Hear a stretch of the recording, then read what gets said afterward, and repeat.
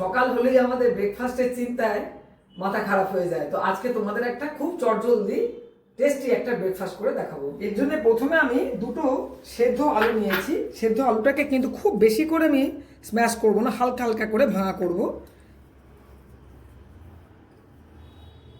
এর মধ্যে একটুখানি গোলমরিচ দিয়ে দেবো আন্দাজ মতো। এটা কিন্তু আমি নিজে এখনই ক্রাশ করেছি।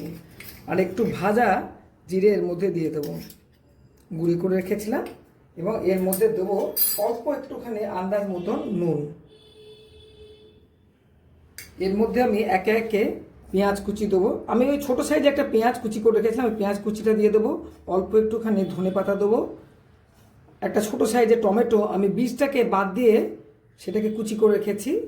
আর একটুখানি লঙ্কা কুচি করে রেখেছিলাম, ওটাকেও দিয়ে দেবো। এবারে এটাকে আমি ভালো করে মাখিয়ে নেব। এবারে এর মধ্যে আমি 3 চামচ মতন সুজি দিয়ে দেবো। আর ওই রকম চামচেরই আমি 3 চামচ টক দই এর মধ্যে দিয়ে দেবো। যতটা সুজি দেবে ততটাই টক দই দেবে। এবার এটাকে আমি ভালো করে এর সঙ্গে মাখিয়ে নেব। যেহেতু আমি দই দিলাম আর সুজি দিলাম, তার আন্দাজ মতো একটুখানি নুন আমার আর একটু লাগবে।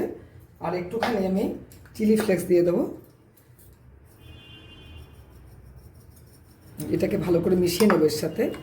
যেহেতু আমি সুজি দিয়েছি, একটুখানি আমি 5 মিনিটে রেস্টিং টাইমে রেখে দেবো, একটু ফুলে উঠুক। দেখো এই মাখাটা আমার 10 মিনিট হয়ে গেছে, কিন্তু একটু টাইট হয়ে গেছে। আমি হালকা একটুখানি আমি জল দিয়ে দেবো, খুব বেশি নয়, কিন্তু অল্প একটু জল দিয়ে দেবো, যাতে এটাকে স্প্রেড করার মতন ক্ষমতা থাকে।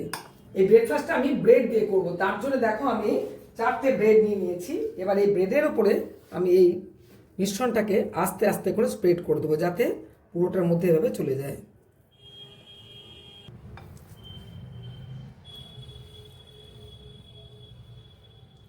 আমি এখানে একটা তাওয়া বসিয়ে দিয়েছি গরম করতে। ওই তাওয়ার মধ্যে আমি অল্প একটুখানি বাটার দিয়ে দেবো। এবার এই গরম তাওয়ার মধ্যে আমি খানিকটা সর্ষে ওপরে ছড়িয়ে দেবো এভাবে। একটু তাওয়াতে দেখো বাটারটাকে আমি বেশ ছড়িয়ে দিয়েছি, ওর মধ্যে একটু সর্ষে দিয়ে দেবো। তার উপরে আমি দেখো একদম মিহি করে কুচি করে রেখেছি কারি পাতা, ওই কারি পাতাটাকেও এর মধ্যে ছড়িয়ে দেবো।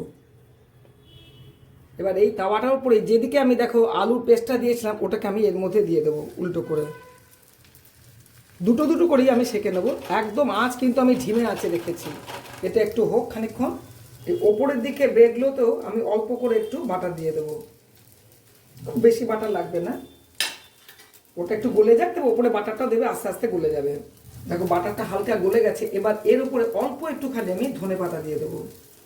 আসলে শীতকালের দিন বলে বাটারটা গলতেও একটু টাইম লাগছে, গরমকালের দিন হলে বাটারটা খুব সুন্দর গলে যাবে তাড়াতাড়ি করে। এই ধনে পাতাগুলোকে আমি এর মধ্যে বাটারটার মধ্যে স্টিক করে দেবো। এবার আস্তে করে আমি পাউরুটিটাকে উল্টো করে দেবো। দেখো এই দিকটা একটু রং হয়ে গেছে, বেশ সুন্দর।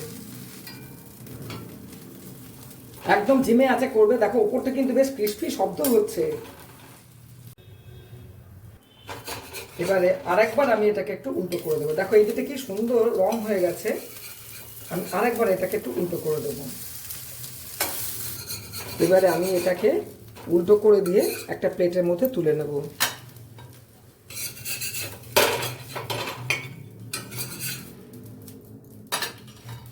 নেক্সট আমি এই দুটোকেও কিন্তু সেম ভাবেই আমি তাওয়ার মধ্যে দিয়ে দেবো। দেখো 4টে ব্রেডই আমি ওইভাবে ভেজে নিয়েছি।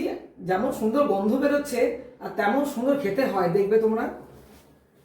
এবার এটাকে আমি একটু কোনাকুনি করে সার্ভ করার জন্য, খেতে সুবিধা হবে। তোমরা এই ছোট ছোট ব্রেড নিয়েছি, এটাকে তোমরা এইভাবেও খেতে পারো, কোনো অসুবিধা নেই।